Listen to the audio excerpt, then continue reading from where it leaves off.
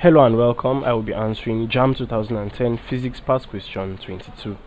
The pressure of 1 mole of an ideal gas of volume 10 raised to power minus 2 meter cube at a temperature of 27 degrees Celsius is A. 2.24 times 10 raised to power 4 Newton per meter square, B. 2.24 times 10 raised to power 5 Newton per meter, C. 2.49 times 10 raised to power 5 Newton per meter square, D. 2.49 times 10 raised to power 4 Newton per meter square. And we are given molar gas constant as 8.3 joules per mole per Kelvin.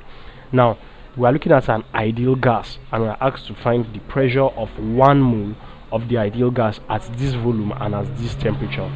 Now, we'll make use of the ideal gas equation. And the ideal gas equation is PV is equal to nRT. Now we are searching for pressure, so we'll make pressure subject of formula. Okay, so if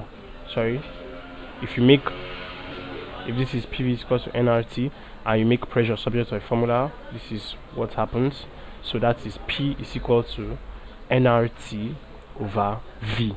Okay, so P is equal to nRT over V. Now we substitute our values.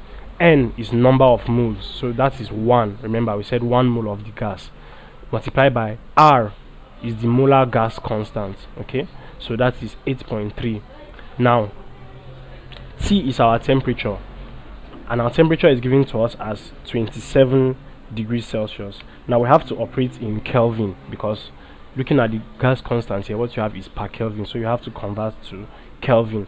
So to convert to Kelvin, you say 27 plus 273, and 27 plus 273 is equal to 300 Kelvin. So multiply by 300 over the volume, which is 10 to the power of minus 2.